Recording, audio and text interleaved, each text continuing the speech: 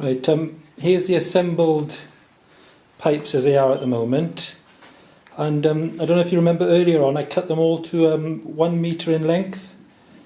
What I've also done, which you haven't seen, is I've also, part of the materials I've prepared for is I've got a sheet of metal which is also 1 metre in length, and I don't know if it's a slight oversight by myself, but obviously if that's exactly 1 metre, by the time the joins are on the pipe, the construction is over 1 metre. It's something like 105 centimetres, so nearly an additional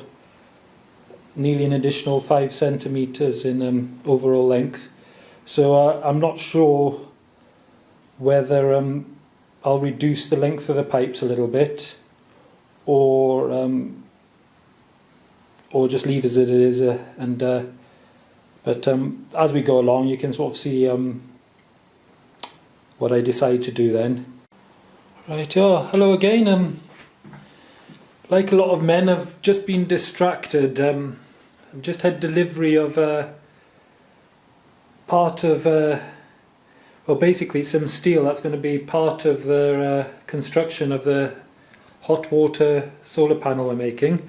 So for some reason I'm quite keen to open it up, and perhaps we'll paint it up, and the reason I'm keen to do that is to have a lot of time to dry out and fume out before we put it together. So I'm going to have a quick look at it. I had quite a few options, but I just went for mild steel, mainly because of cost. I think ideally we could have I could have bought say copper, for instance, but it would have been a lot more expensive. So this is just a sheet of mild steel metal sheet, and we'll have a quick look, Well, what I'll do is I'll unwrap that and I'll lay it out, and you can have a better look at it and see what it is then. Well, here it is. It's nothing exciting. It's just a sheet of mild steel, about 0.9 millimeters in thickness, and that will go behind the tubes eventually. I suppose now would be, because I know exactly how much this costs, I can give you an idea of how much it's all costing so far. All the elbows and joins here, I think it came to about sort of near on £10, or maybe just a little bit over, and I had 3 lengths of 3 metre 22mm copper pipe, which is I think it was about £33 or £34 or something like that.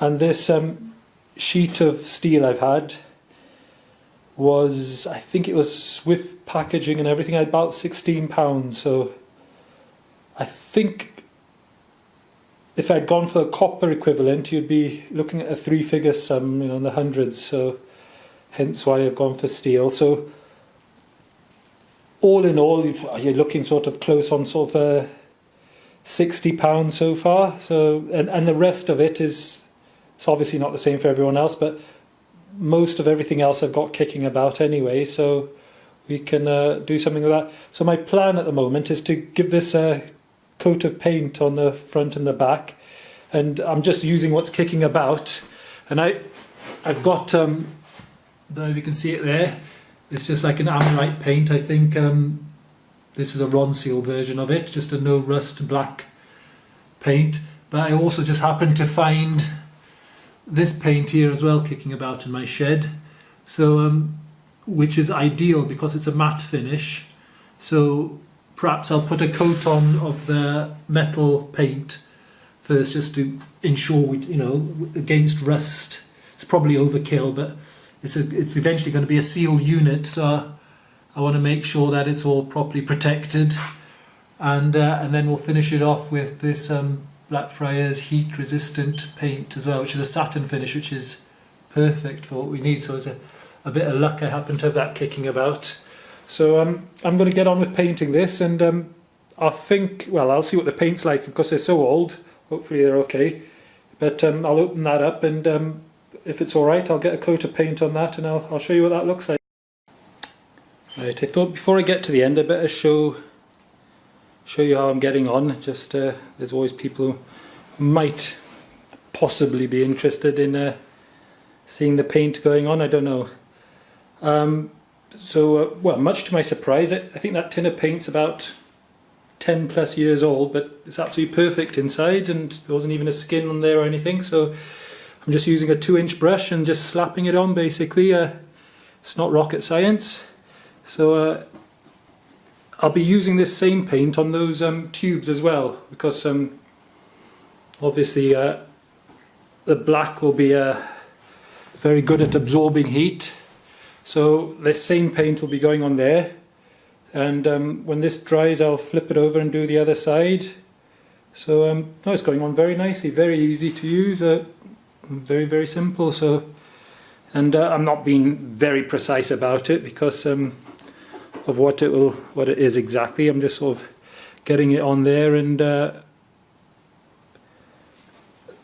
just getting on with it basically. So that's that there. So the next clip I do will probably be soldering all that together, and hopefully my son will be back then and he'll give me a hand, because my amateur approach with the filming and everything else. So that's that. Okay, thanks. Okay, we're going to start soldering all this together now. So I've got everything here that I need. I got my torch, my flux, and my lead here as well. I'm just using a lead solder here because it's for drinking water, so I don't need to get worried about the lead-free one. And I've also got my cameraman back, which is quite handy. So what I'm going to do is I'm going to pull all this apart. I'm going to get some flux in the joints. Maybe perhaps I'll show you do it. I'll show doing one, and then I won't bore you with all the other ones. I'll get it all together and then we'll solder it up. So basically what I'm going to do, I'll pull all this apart. So I'll do this one here, and then it'll just be a matter of repeating for every other one then. So here goes. So we're just going to get, you can use a brush, you know, if you want to be a bit more finicky, but this always works for me. I just get a bit of solder on here and be quite generous all the way around, get quite a lot in there. So I do the outside of the joint, the male part, and we also get a nice dollop inside there as well, so that's important. And then, well, it's up to you. You can also at the same time put a bit on the outside there. Make sure you get plenty on there. And then we can slide them together. I do a little twist as well, just to make sure we get a lot of get it all in there nicely. So there you go. That's a bit tight, that is. There we go. He's in, and then we'll get a nice slot in there. Always find it easier to do both sides of the joint while you've got it in your hand, and then nice bit of flux in there as well.